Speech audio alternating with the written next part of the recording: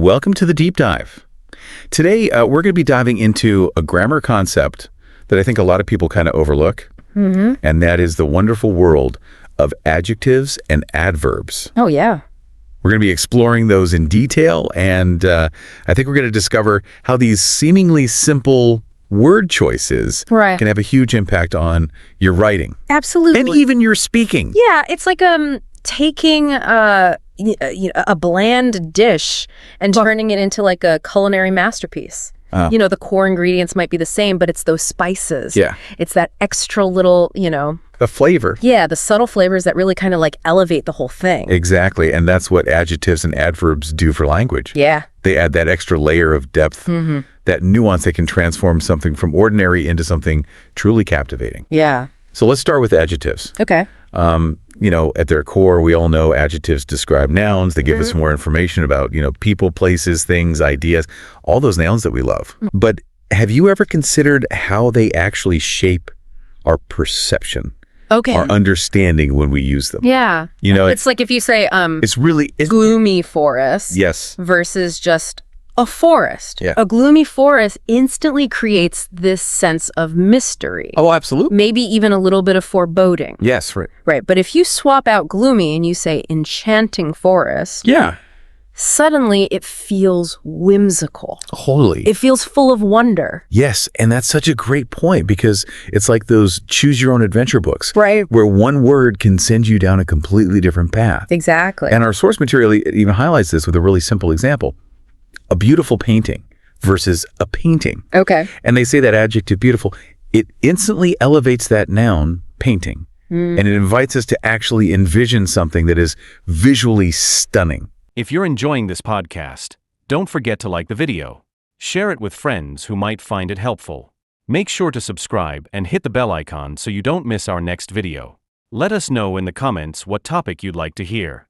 Right. Emotionally evocative. It's true, and it goes beyond aesthetics too. Yeah. Like you can use adjectives to convey really specific details about quantity or even identity. Like if you have 3 apples, that tells us exactly how many apples we're working with. Yes. But if we have the red car, well, now we know which car we're talking about in a parking lot full of cars. Right. It's like those little flags you put on a map to mark the important spots and guide our attention. Yeah. But here's where things get really interesting because adjectives can even change their form to show comparison. Right. And that adds a whole other layer of meaning to our sentences. The comparative and superlative. Exactly. These are good. So good. These are fun because it allows us to establish relationships between different things. Okay. Like if we're comparing 2 cakes, we could say one is sweeter than the other. Yes. But if we want to talk about the ultimate dessert experience, that's where we bring in that superlative form and say, this is the sweetest cake I have ever tasted. It's the best. It's the best. And using those strategically in your writing can be incredibly persuasive. Absolutely. Imagine you're a realtor and you're trying to sell a house. Okay. Instead of just saying, this house is spacious. Yeah. You could say, this is the most spacious house in the entire neighborhood. There you go. Right. And suddenly you've created this sense of exclusivity. Oh, yeah. And desirability. You've upped the ante. Yeah. It's like you've unlocked a secret level of persuasion. Totally. Where you're not just describing a feature, you're positioning it as the best of the best. You've got it.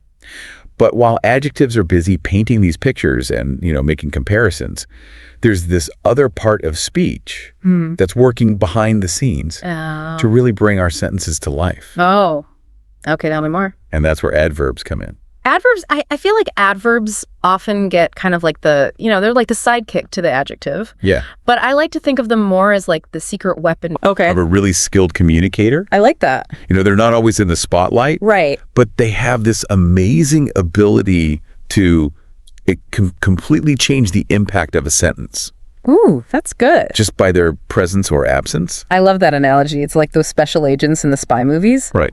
They're working in the shadows, but they're the ones making sure the mission actually succeeds. Exactly. And just like those special agents have their, unique skills and their areas of expertise. Okay. Adverbs also come in different forms. Yeah. And they each serve a very specific purpose in our sentences. Precisely. They can tell us, how an action is performed when it happens where it takes place. Right. Or even to what extent adding, this depth, this clarity, and even a little bit of intrigue sometimes to our writing. Absolutely. I was going to say, it's like they have the answer to all of the essential questions. Yes. The who, what, when, where, why. The how. That's the one I forgot. Yes. That give our words context and meaning. Yes, exactly. It's like those adverbs. They're the ones with all the secrets. They know it all. They know where the bodies are buried. And, much like a skilled detective relies on clues to solve a mystery, a skilled writer is going to use adverbs to kind of guide the reader towards a deeper understanding of whatever story they're trying to tell. So adjectives might be the masters of description, but adverbs, those are the masters of nuance and implication. That's a good way to put it. But, even with all that said, even the most experienced writers sometimes stumble when it comes to these seemingly simple parts of speech. Oh, yeah, for sure. And it's easy to fall into those common grammatical traps, especially when we're so focused on the bigger picture of what we're trying to write. Absolutely. And with the best of intentions, it's still so easy to kind of fall into those common grammatical pitfalls that we see everywhere. Yes. It's so true. And I think one of the biggest ones that we see, and that our source material even calls out, is this confusion between adjectives and adverbs. Okay. Where we end up using one when the other is really needed. Yes. And this is something we see everywhere, from casual conversations to published works. It's true. Yeah, it's like you go to grab the sugar and you accidentally grab the salt instead. Yeah. We're both white granules, but the impact on your recipe is going to be very different. That is a perfect analogy. Yeah. And speaking of recipes, our source material actually gives us a really good example of this. Okay. They say that people often say, she sings beautiful. Right. Instead of, she sings beautifully. Yes. It seems like such a small difference. I know. Just one letter. Yeah. But it completely changes what we're trying to say. Totally. Because in that first one, you're saying, she sings beautiful. Right. You're describing she, the person, as being beautiful. But in the second, she sings beautifully, you're describing her singing. Her singing, as being beautiful. So it's not about her inherent beauty. It's about how she uses her voice. Exactly. To express herself. It's like the difference between complimenting the chef's appearance versus complimenting their actual cooking skills. Yes, exactly. And what's interesting is sometimes an adjective is actually the correct choice. Right.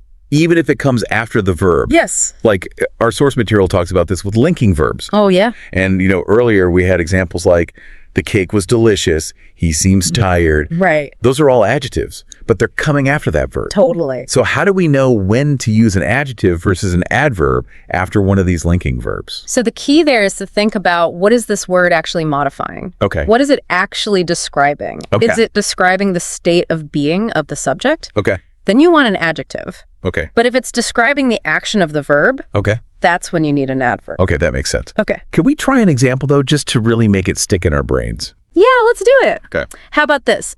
She feels bad. Okay. Versus she feels badly. Okay. So in that first one, she feels bad. We're using the adjective bad to describe her emotional state. Okay. She's feeling some sort of way, maybe sadness, regret, something like that. Yeah. But in that second one, she feels badly. Now we've got the adverb. Yes. And that suggests that there's something wrong with her sense of touch. Oh. Like she can't really feel things very well. Like she touched something prickly. Exact. Or she numbed her fingers or something. Yeah, exact. So it totally changes the picture we have in our mind. Exactly. And speaking of pictures in our mind, one of the most powerful types of adverbs are adverbs of manner. Tell me more. These are the words that really add that extra layer of detail. Okay. And can transform a simple action into like a vivid scene. Okay. Like instead of saying he walked, you could say he walked slowly. Okay. He walked confidently. He walked with a mischievous swagger. Ooh. I like that. Right. All of a sudden you're adding so much more to that. Yeah. Simple action.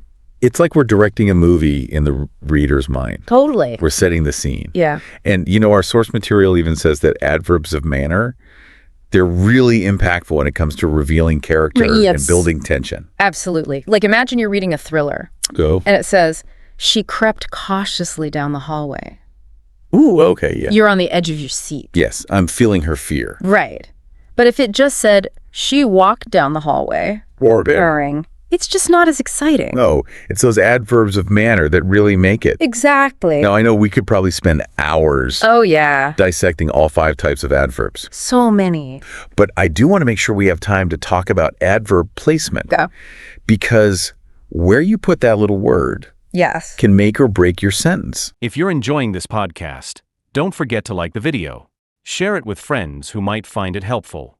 Make sure to subscribe and hit the bell icon so you don't miss our next video. Let us know in the comments what topic you'd like to hear. It's a big deal. It really is. And our source material even gives this great example. Okay. They use the sentence, he only eats vegetables. Seems pretty straightforward at first glance, right? It does, yeah. Like he's a vegetarian. Yeah, exactly. But watch what happens when we move that adverb only. Okay. I might to a different position. So instead of he only eats vegetables, if we say only he eats vegetables, Okay. now it means something totally different. Yeah. Now it's like he's the only one in the group who eats vegetables. It's so interesting how just moving that one word I know, right? completely changes the meaning. It really does. Like those little hinges Right. that hold a door in place. Yeah. They seem insignificant, but without them, the whole thing falls apart. Exactly. And that's why adverb placement is so important. So important. You know, it can make your writing unclear Right. if it's not used correctly. Yeah, you really got to be intentional with those word choices. Absolutely.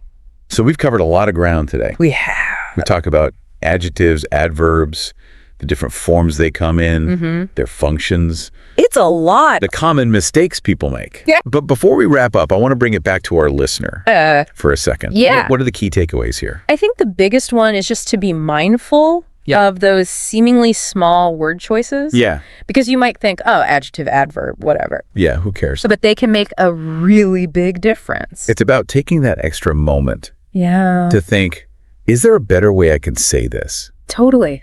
Is there a more interesting adjective, a more evocative adverb? What's going to pack the most punch? Exactly. In this sentence. It's not just about being grammatically correct. Right. It's about using language that sings.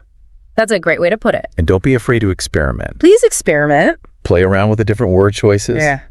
Try out synonyms. Move those adverbs around. See what happens. You know, really see what happens when you start shifting things. Yeah. It's all about developing an ear for what sounds right. Absolutely. And that comes from experience. Exactly. The more you do it, the better you'll get at it. For sure. Trust me. And remember, there are always resources out there to help you. That's true. This deep dive, we've barely scratched the surface. Just the tip of the iceberg. But hopefully it's given you a good foundation Yeah. to build upon. For sure. And that brings me to one final thought I want to leave you with today. Okay. We've been talking about English this whole time, Right. but what about other languages? Ooh, that's interesting. Do all languages have adjectives and adverbs? Yeah. Like, do they function the same way? Do they carry the same weight? Do they have the same rules? Right.